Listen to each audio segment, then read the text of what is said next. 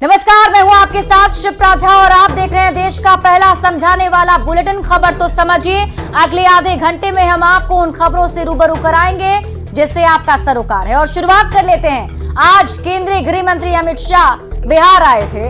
मुजफ्फरपुर में महागठबंधन सरकार पर उन्होंने निशाना साधा और बिहार में जातीय सर्वे को छलावा बताया।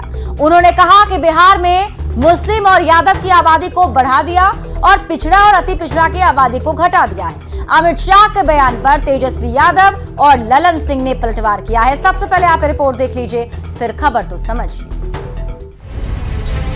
मुझे बताओ, आपने लालू जी के जंगल राज के खिलाफ वोट दिया था या नहीं दिया था? जोर से बोलो, दिया था या नहीं दिया था? बिहार को जंगल राज की, गुंडा राज की पेट पर चढ़ाने का काम नीतीश कुमार जी ने किया है।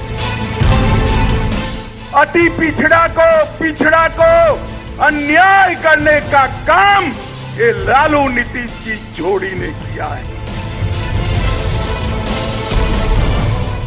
बिहार दौरे पर आए केंद्रीय गृह मंत्री अमित शाह ने मुजफ्फरपुर के मंच से महागठबंधन सरकार पर जमकर हमला बोला। अमित शाह के हमलों ने बिहार के सियासी तापमान को तेज कर दिया है।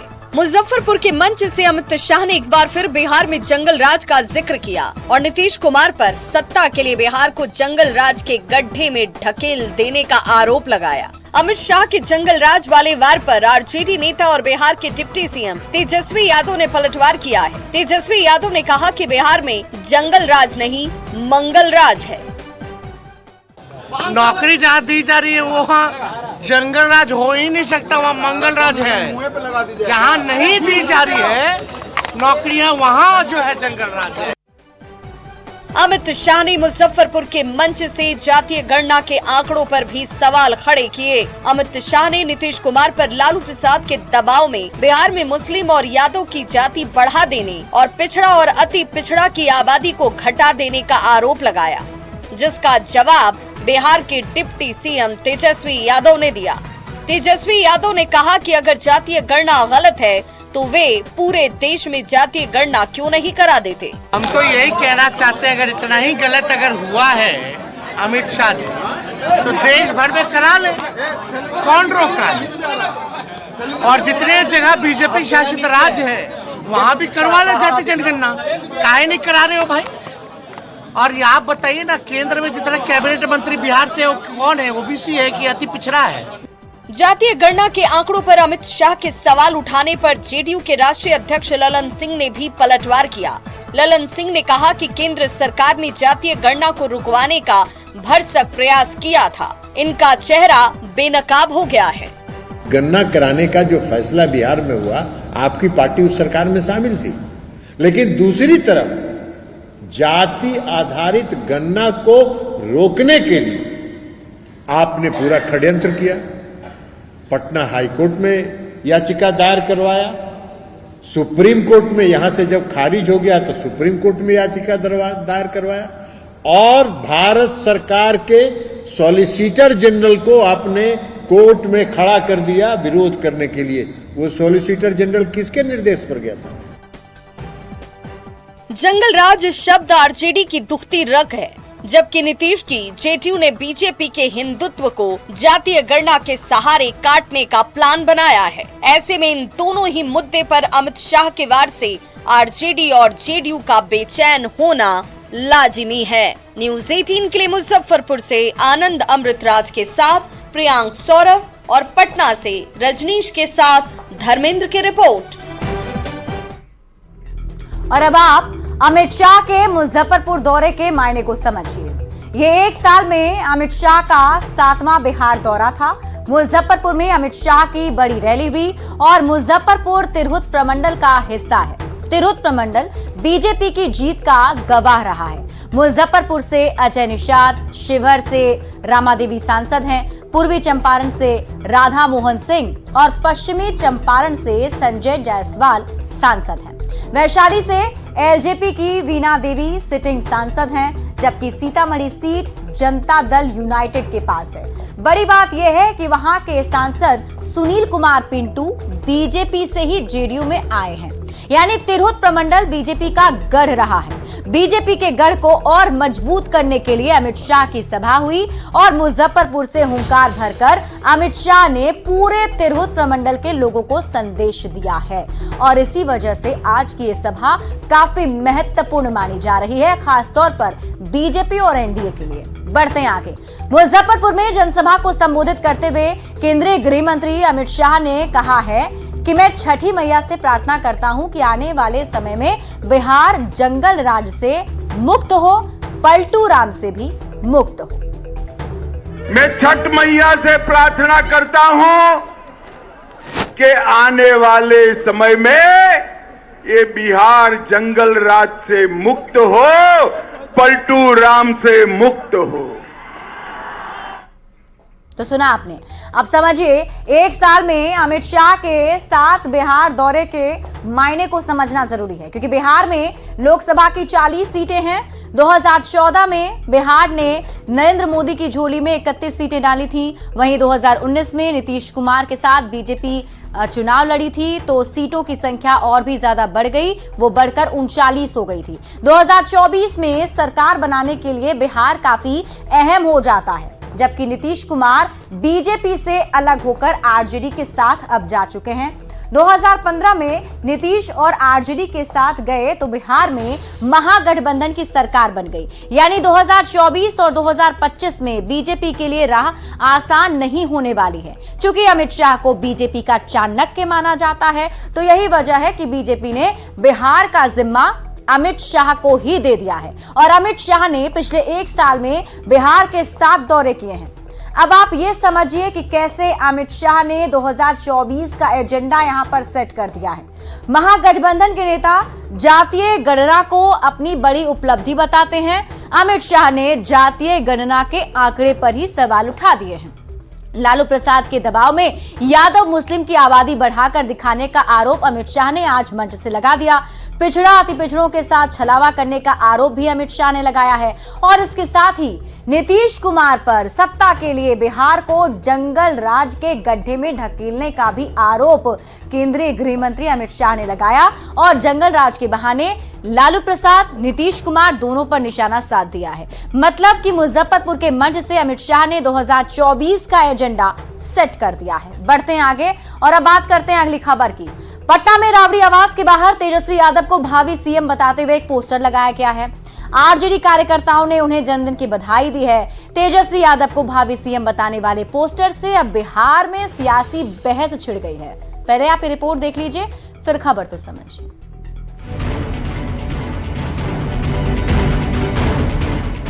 बिहार में जिस दिन से महागठबंधन की सरकार बनी है, तब से ये कयासबाजी तेज है कि deputy CM Tejashwi Yadav CM बनेंगे, लेकिन कब बनेंगे ये कोई नहीं जानता। वैसे आरजेडी के नेता और कार्यकर्ता बीच बीच में अपनी भावनाओं का इजहार किसी न किसी तरीके से करते ही रहे। एक बार फिर राबड़ी आवास के बाहर पोस्टर लगाकर आरजेडी कार्यकर्ताओं ने तेजस्वी यादव को भावी सीएम बता दिया है। दरअसल तेजस्वी यादव का 9 नवंबर 2023 को 34वां जन्मदिन है, तो ऐसे में राजद कार्यकर्ताओं की तरफ से एक पोस्टर जो लगाया गया है, उसमें ये बताया गया है कि बिहार वासियों की तरफ से भावी मुख्यमंत्री तेजस्वी यादव को 9 नवंबर 2023 को 34वें जन्मदिन की ढेर सारी हार्दिक बधाई एवं शुभकामनाएं। ये जो कुमरार विधानसभा क्षेत्र है, वहां के जो नेता हैं, उन्होंने इस पोस्टर के माध्यम से अपनी भावनाओं का इजहार किया है। तेजस्वी यादव को भावी सीएम बनाने वाले पोस्टर ने बिहार में सियासी बहस छेड़ दी है। बीजेपी ने पोस्टर के बहाने महागठबंधन पर निशाना साधा है। एक्चुअली ये लालू प्रसाद यादव की एक बड़ी राजनीतिक प्लानिंग है, नीतीश कुमार जी को धकिया करके राजनीतिक रूप से कॉर्नर करने की। इसीलिए बार बार इस तरह के पोस्टर सामने आते हैं। वहीं आरजेडी और कांग्रेस के नेताओं का कहना है कि कार्यकर्ता अपनी भावनाओं का इजहार करते हैं, इसमें कुछ भी गलत नहीं है। देखिए, राजनीतिक कार्यकर्ताओं की भावनाएं जो होती है ना, वो अपने दल और अपने नेताओं के प्रति ही होती हैं। तो इसमें कोई आश्चर्य नहीं है कि राजद के कार्यकर्ता ये चाहते होंगे कि तेजस्वी यादव जी मुख्यमंत्री बने। माननीय उप मुख्यमंत्री तेजस्वी प्रसाद यादव जी ने पहले ही स्पष्ट कर दिया है कि हमारा लक्ष्य है केंद्र की भारतीय जनता पार्टी को सत्ता से बेदखल करना। जबकि जेडीयू प्रवक्ता अभिषेक झा का कहना है कि ये गठबंधन बहुत बड़े लक्ष्य के लिए बना है। इन सब बातों का कोई मतलब नहीं है। हर पार्टी ने कहा है, हर नेता ने कहा है कि उनकी कोई व्यक्तिगत महत्वाकांक्षा नहीं है। प्रदेश और देश की जनता का विकास उनके बुनियादी मुद्दे सर्वोपरि हैं। नीतीश कुमार के विरोधी ये आरोप लगाते हैं कि सरकार बनने के पहले ही आरजेडी और जेडीयू में डील हुई थी कि नीतीश कुमार तेजस्वी यादव को सत्ता सौंप देंगे। हालांकि दोनों ही पार्टियों के नेता इस तरह की डील की बात से इनकार करते हैं। वैसे नीतीश कुमार तेजस्वी यादव को 2025 के चुनाव का चेहरा बता चुके हैं। सवाल है कि क्या नीतीश तेजस्वी को सत्ता सौंप देंगे?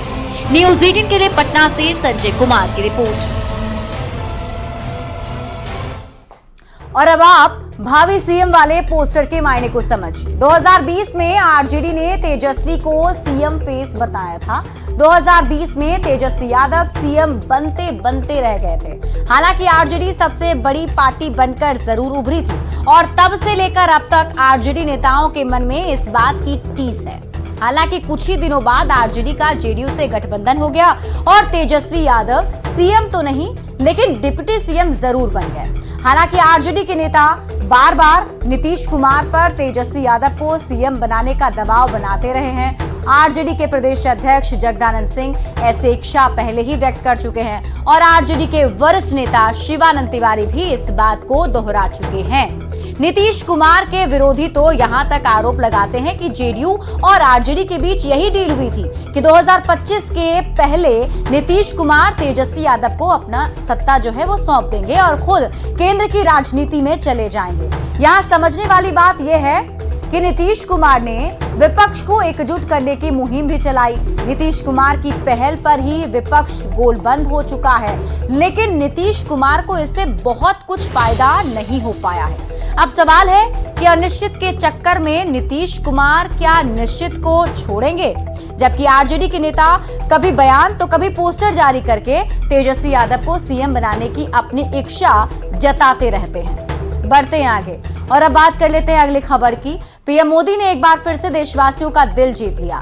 दुर्ग से पीएम नरेंद्र मोदी ने एक बड़ा ऐलान करते हुए विपक्षी पार्टियों की दिल की धड़कनें तेज कर दी हैं। मुफ्त राशन की मियाद बढ़ाकर जो योजना दिसंबर में बंद होने वाली थी, उस योजना को पीएम मोदी ने और 5 साल तक के लिए बढ़ा दिया है। आप ये रिपोर्ट देखिए, फिर खबर तो समझिए। दिसंबर में ये योजना खत्म नहीं होगी, मैं इसे 5 साल और आगे बढ़ा दूंगा। छत्तीसगढ़ के सियासी रण से पीएम नरेंद्र मोदी ने एक बार फिर से अपने मास्टर स्ट्रोक से विपक्षी पार्टियों के दिल की धड़कनें तेज कर दी हैं। तो वहीं गरीब परिवार के लोगों के चेहरे पर मुस्कान लौटा दी। पटना से करीब 800 किलोमीटर दूर दुर्ग में जनसभा को संबोधित करते हुए पीएम ने बड़ा ऐलान कर दिया, जिससे पूरे देश के गरीब परिवारों को मजबूती मिली है, साथ ही 2 वक्त की रोटी भी। जो प्रधानमंत्री गरीब कल्याण अन्न योजना दिसंबर 2023 में बंद की जानी थी, उस योजना की मियाद पीएम नरेंद्र मोदी ने और 5 सालों के लिए बढ़ा दी है। गरीबों ने जोरदार तरीके से इसका स्वागत किया और पीएम को धन्यवाद दिया। इसके लिए और बहुत बढ़िया का बात है, अच्छा बात है, बढ़ गया है 5 साल के लिए, तो और बहुत हम लोग के लिए बहुत बढ़िया है। सुन लिया आपने, ये पटना के रहने वाले राम प्रसाद, जिनके परिवार का भरण पोषण प्रधानमंत्री गरीब कल्याण अन्न योजना के तहत मिलने वाले राशन से ही होता है। जिनके चेहरे की चमक तब और ज्यादा बढ़ गई जब इन्हें पता चला कि मुफ्त में मिलने वाला राशन अब और 5 सालों तक मिलेगा। राम प्रसाद जैसे कई ऐसे परिवार हैं जिनके घर का चूल्हा प्रधानमंत्री गरीब कल्याण अन्न योजना के तहत मिलने वाले राशन से ही चलता है। लाभ तो सर मिला हम लोग, कैसा बात जी। इसके लिए आप धन्यवाद कहेंगे प्रधानमंत्री? हाँ, धन्यवाद क्यों नहीं कहेंगे, बढ़ा दिया तो पेट का अनाज देता, धन्यवाद काहे न कहे। प्रधानमंत्री गरीब कल्याण अन्न योजना की नींव तब रखी गई थी जब पूरा देश कोरोना संकट से गुजर रहा था। उस संकट की घड़ी में पीएम ने देशवासियों के लिए मुफ्त राशन देने का सपना देखा और उसे बिना देर किए धरातल पर उतार दिया, जिसका लाभ देश के करीब 80 करोड़ गरीब परिवार उठा रहे हैं। न्यूज 18 के लिए पटना से संजय कुमार के साथ ब्यूरो रिपोर्ट, न्यूज 18। आप त्योहारी मौसम में प्रदेश से अपने गांव लौट रहे हैं तो आपको हमारी ये खबर जरूर देखनी चाहिए, क्योंकि जिस खबर को हम दिखाने जा रहे हैं वो आपकी आंखें खोलने वाली है, आपको सावधान करने वाली है, वो भी सफर में। कहाँ गया था, कहाँ से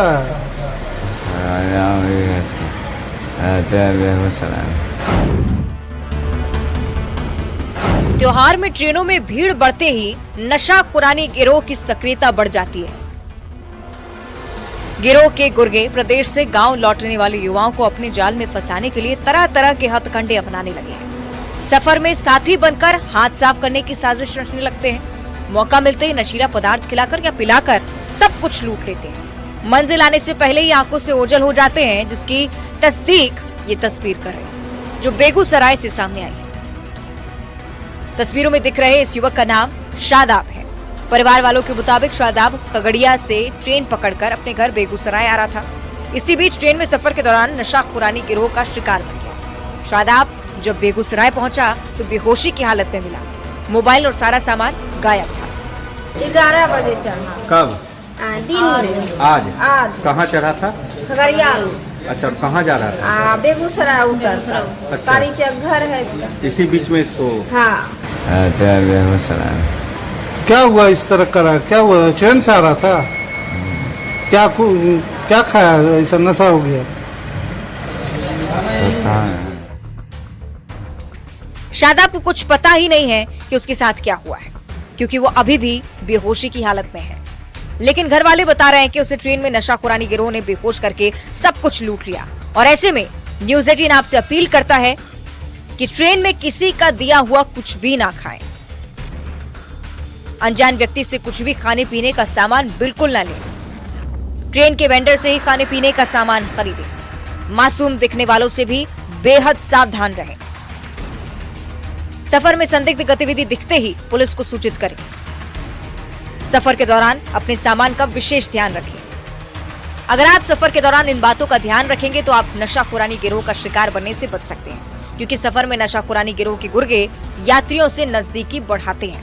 दोस्ती कर नशीला पदार्थ मिला, चाय बिस्किट खिलाकर बेहोश कर देते हैं। बेहोश होते ही पैसे सामान लूट लेते हैं। इस गिरोह में महिलाएं भी शामिल होती हैं, जो चिकनी चुपड़ी बातों में आपको फंसाकर नशीला पदार्थ खिला सकती हैं। और ऐसी महिलाओं से भी सफर में सतर्क रहें, नहीं तो आप भी नशाखुरानी गिरोह का शिकार बन सकते हैं। न्यूज़ 18 के लिए बेगूसराय से संतोष कुमार के साथ ब्यूरो रिपोर्ट।